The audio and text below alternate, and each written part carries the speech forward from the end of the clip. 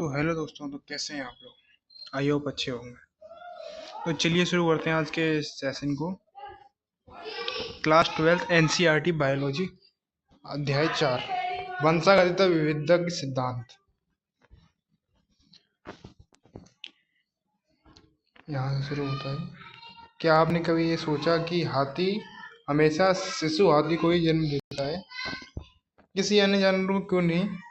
या आम के बीज से आम का ही पौधा उगता है, कोई अन्य पौधा क्यों नहीं?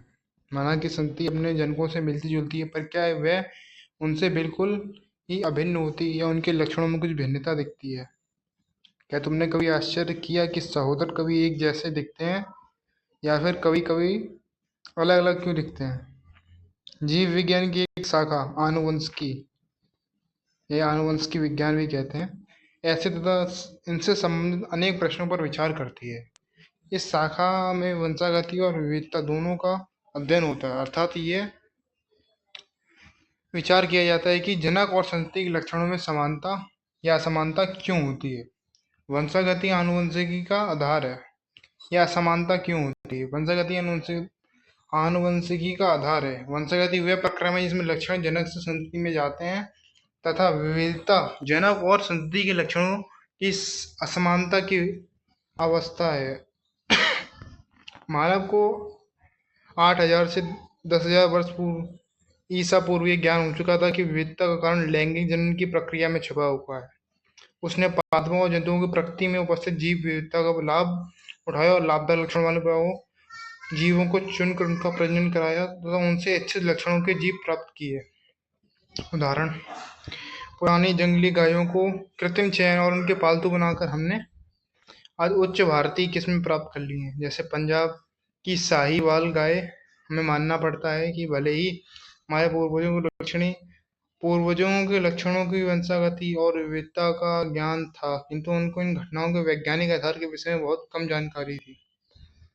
मतलब जानते जरूर थे, पर इनका जो प्रूफ नहीं कर सकते थे, वैलिडेशन नहीं था, साइंटिफिक वैलिडेशन। और है मेंडल ने जो वंशागति नियम दिए उसके बारे में बता रहे हैं कि 19वीं सदी के मध्य के वर्षों में ही आनुवंशिकता को समझने के संबंध में प्रगति हो चुकी। ग्रेगर जॉन मेंडल, इसने ग्रीगोर मेंडल लिख दिया, ग्रेगर जॉन मेंडल लिखते हैं, गलत लिख रखा है, ने उद्यान मटर के पौधे में 7 वर्षों 1856 से 1863 तक संकरण का उपयोग किया था। उनके आधार पर जीवों की वंशागति नियम को प्रस्तावित किया। स्टैटिस्टिक्स, एनालिटिक्स और गणितीय तर्कशास्त्र का जीव विज्ञान की समस्याओं के समाधान हेतु प्रथम उपयोग में मेंडल द्वारा वंशागत अवेषणों इसमें होगा अवेषणों ने लिख दिया है, यहाँ विश्लेषण होना चाहिए, विश्लेषण के दौरान ये किया गया था, यहाँ पे त्रुटि है। यहाँ पे उनके प्रयोगों में नमूनों की विशाल संख्या ने उनके आंकड़ों को विश्वसनीयता प्रदान की। साथ ही उनके परीक्षाधीन पौधों को उत्तरोत्तर पीढ़ियों पर किए गए प्रयोग तथा उनके सफल निष्कर्षों ने सिद्ध किया कि मेंडल के वंशागति नियमों की व्यापकता थी और वे केवल अपुष्ट विचार नहीं थे। It's not the purely elite think, ये व्यापकता मतलब यूनिवर्सली जो प्रिंसिपल था वो यूनिवर्सली था, क्योंकि और ना कि अपना मनगढ़ंत कुछ भी उन्होंने लिख दिया। मेंडल ने मटर के पौधे के उन लक्षणों पर विचार किया जो सर्वथा विपरीतार्थ थे, जैसे लंबे या बौने पौधे, पीले या हरी बीज। इसी कारण उससे वंशागति नियमों का आधारभूत ढांचा तैयार करने में सहायता मिली। फंडामेंटल उन्होंने तैयार कर लिया इसकी हेल्प से। बाद के वैज्ञानिकों ने इसे विस्तार दिया, बाद में जितने वैज्ञानिक आए उन्होंने इसको और जाके डिटेलिंग में पढ़ा, पर जो फंडामेंटल जो उन्होंने निकाला वो ग्रेगर जॉन मेंडल ने निकाला। विविध नैसर्गिक घटनाओं और उनमें निहित जटिलता का स्पष्टीकरण किया जा सका। मेंडल ने अनेक तद्रूप प्रजनन सम मटर के शुद्ध वंशक्रमों को लेकर कृत्रिम परागण के लिए प्रयोग किया। Artificial pollination and pre pollination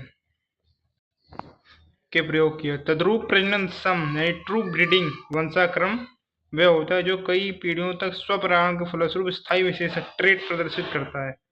Mendel ने मटर की 14 तद्रूप प्रजननीय तद्रूप मतलब उसकी जाति ली, मटर की किस्मों को मतलब उसकी जो जाति होती हुई को छाटा, अर्थात 7 जोड़े विपरीत लक्षणों को लिया इनके अन्य लक्षण समान थे।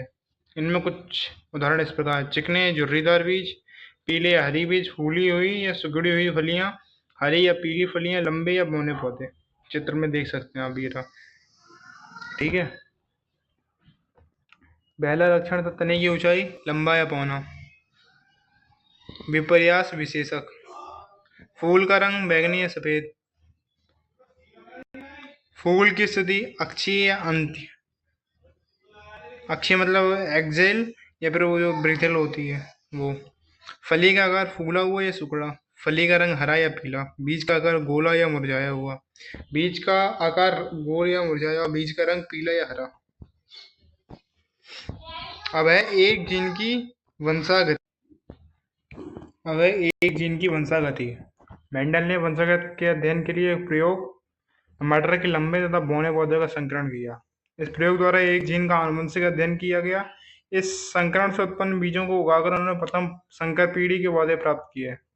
चित्र 4.2 में इसका उल्लेख। इस पीढ़ी में प्रथम संतति पीढ़ी फिलियाल प्रयोजनी यानी F1 भी कहा जाता है। मेंडल ने देखा कि F1 पीढ़ी में सभी पौधे लंबे थे, अर्थात अपने लंबे जनक के समान थे। कोई पौधा बौना नहीं था। इसी प्रकार के परिणाम अन्य विशेषताओं वाले संकरण प्रयोग में भी पाए गए। उन्होंने देखा कि F1 में दो में से एक जनक के लक्षणों को ही अभिव्यक्ति होती है, दूसरे जनक के लक्षण प्रकट नहीं होते। मेंडल ने फिर F1 के सभी लंबे पौधों को स्वयं परागित किया। उसे देखकर आश्चर्य हुआ कि F2 पीढ़ी में व्युत्पन्न कुछ पौधे बौने थे, जो लक्षण F1 पीढ़ी में नहीं देखा गया। वह अब प्रदर्शित होगा कि बौने पौधे का अनुपात कुल F2 पौधों का 25% था, जबकि 75% पौधे लंबे थे। माने कितना इसका अनुपात आएगा? 75/25। 5 से काट देंगे, 5 एकन 5, 15, 5, 3:1 आएगा। लंबे और बौनेपन के लक्षण जनक के समान ही थे और उनमें किसी प्रकार का सम्मिश्रण नहीं था, मतलब मिश्रित नहीं थे, शुद्ध ही थे। अर्थात सभी या तो लंबे थे या तो बौने थे।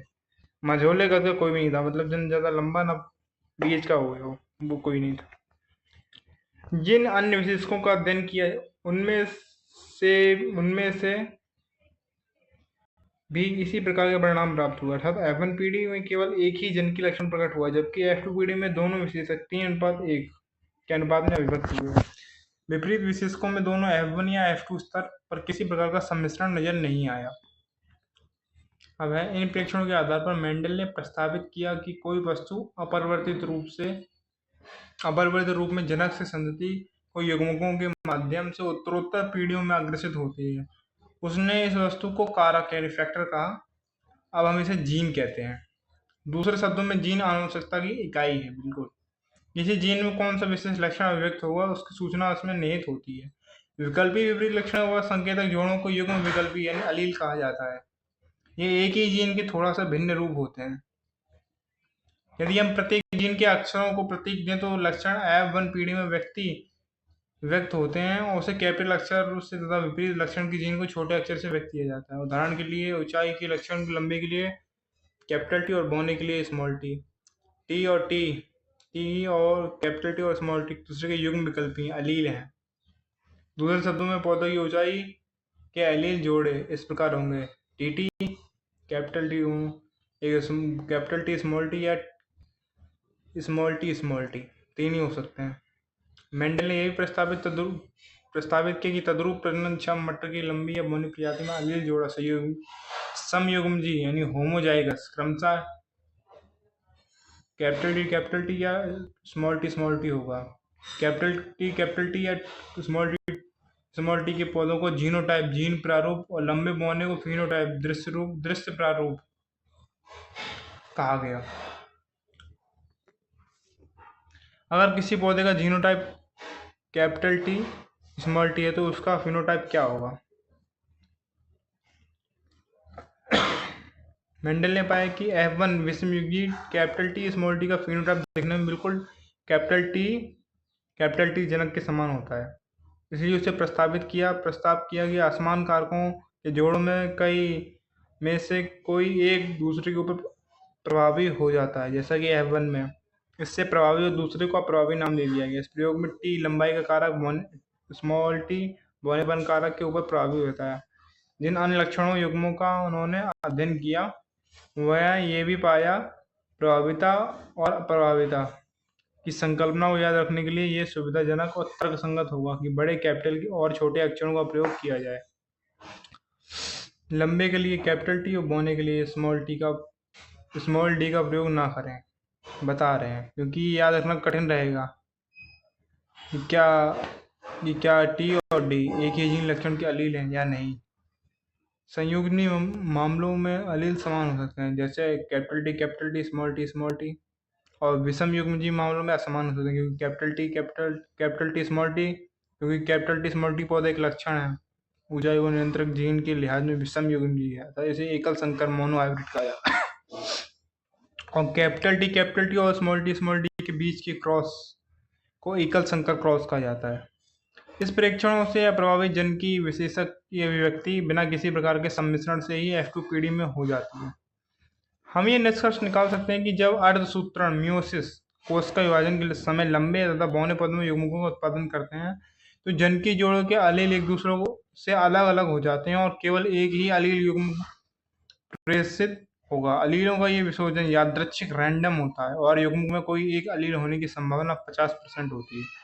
ऐसा संकर प्रयोग द्वारा स्थापित हो चुका है। इस प्रकार के लंबे कैपिटल टी पौधे के युग्मकों में कैपिटल टी अलील और बौने कैपिटल स्मॉल टी पौधों के युग्मकों में टी अलील होता है। निषेचन के समय ये दो अलील कैपिटल टी एक जनक से पराग के माध्यम से और स्मॉल टी दूसरे जनक के अंड के माध्यम से आकर युग्मन करके ऐसे जायगोटों का निर्माण करते हैं जिनमें एक कैपिटल टी अलील और दूसरा स्मॉल टी अलील होता है।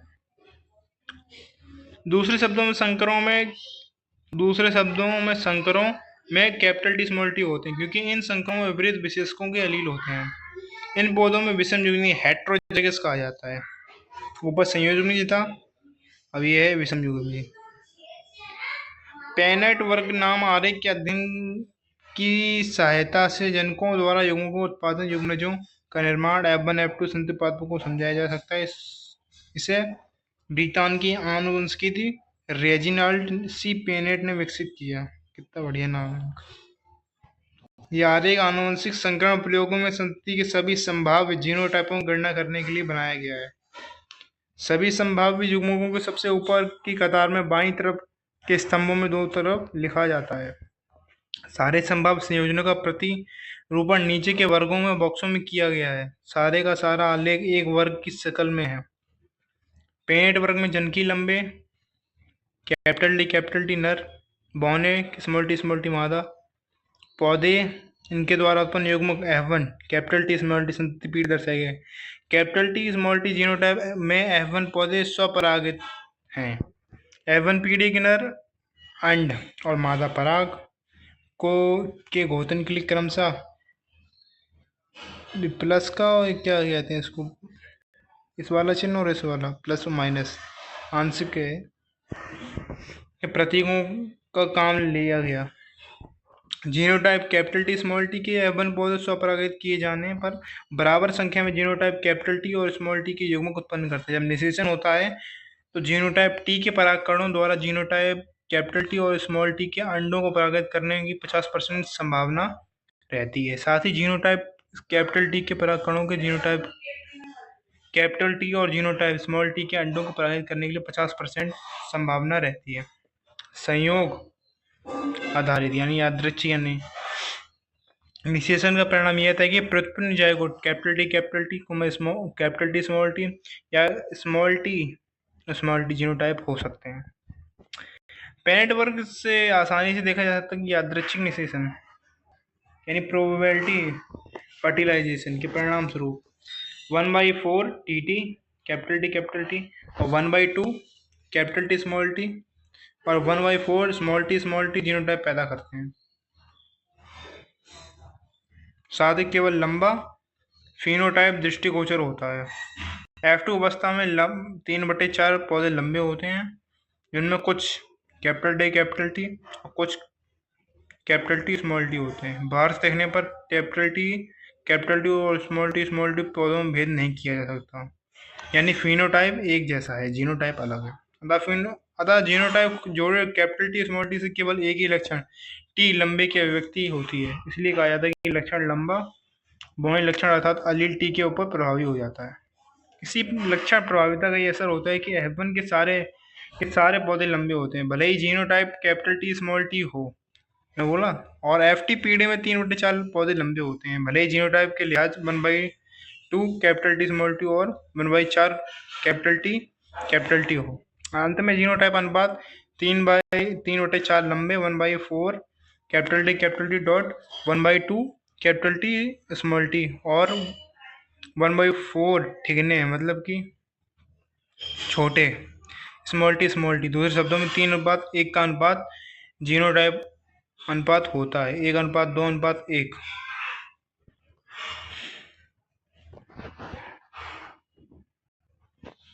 अब जो इन्होंने 3:1 दे रखा है जिसका फिनोटाइप है, और जो जीनोटाइप अनुपात होता है वो 1:2:1। जीन में तो पता चलता है, फिनोटाइप मतलब उसके फिजिकल से नहीं पता चलता, इसलिए उसका 3:1 है। कैपिटल टी और कैपिटल टी स्मॉल टी को एक गिन देते हैं फिनोटाइप, ओके। जीनोटाइप में अलग अलग गिनते हैं, इसलिए इसमें 3 हो गए, 1:2:1, ठीक है। Capital T ratio, capital T ratio, small T का 1/4 अनुपात 1:2 अनुपात 1/4 अनुपात बढ़त के द्विनामी पद ax + by² में व्यक्त किया जा सकता है, जैसे इसमें कैपिटल टी और स्मॉल टी जीनधारी युग्म की समान आवृत्ति 1/2 में रहते हैं। इस पद का इस प्रकार विस्तार किया जाता है, half capital T plus half small T का whole square equal to half capital T plus half small T into half capital T plus half small T equal to 1/4 capital T plus 1/2 capital T small T plus 1/4 capital T 1/4 small T. Mendel ने F2 पौधों को स्वयं परागित किया और पाया कि F3 और F4 पीढ़ियों में F2 के बौने पौधे ही ने केवल बौने ही पैदा किए। उससे निष्कर्ष निकला कि बौनों को जीनोटाइप संयुग्म होमोजाइगस कैपिटल टी था। आप क्या सोचते हैं, यदि उसने F2 के लंबे पौधों को स्वयं परागित किया होता तो उसने क्या देखने को मिलता?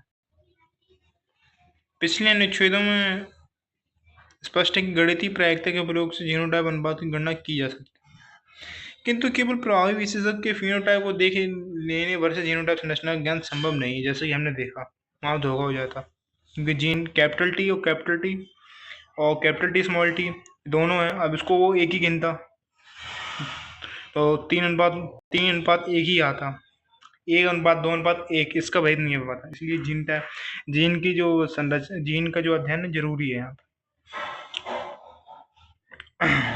जैसा कि F1 FT में के लंबे पौधे जीनोटाइप कैपिटल टी हैं या कैपिटल टी स्मॉल टी, इसका विशेष ज्ञात नहीं हो सकता, बिल्कुल नहीं हो सकता, क्यों? अगर आपने गणितीय प्रक्रिया की। इसीलिए F2 के लंबे पौधों को जीनोटाइप निर्धारण के लिए मेंडल ने F2 के लंबे पौधों को बौने पौधे से संकरण किया, उसे उन्होंने परीक्षार्थ संकरण दिया, बैक टेस्ट भी कहते हैं इसको, नाम दिया। इस प्रयोग में प्रभावी फिनोटाइप वाले जीव, यहाँ पर मटर का पौधा जिसका जीनोटाइप मालूम करना, परीक्षार्थ जीव अप्रभावी पौधे संकरण किया जाता है, ना कि स्वपरागण नहीं करते हैं, सेल्फ पोलिनेशन अप्रभावी पौधे से संकरण करते हैं, जैसा कि पिछले प्रयोग में किया गया था। परीक्षार्थ जीव में जीनोटाइप निर्धारण के हेतु ऐसे संकरण की संतति का विश्लेषण किया जा सकता है। चित्र 4.5 में ऐसे संकरण के परिणाम दर्शाए गए। यहाँ पर बैगनी W, रंग श्वेत स्मॉल w के ऊपर प्रभावी है।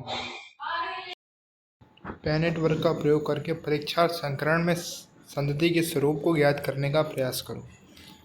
आपको क्या अनुपात मिला?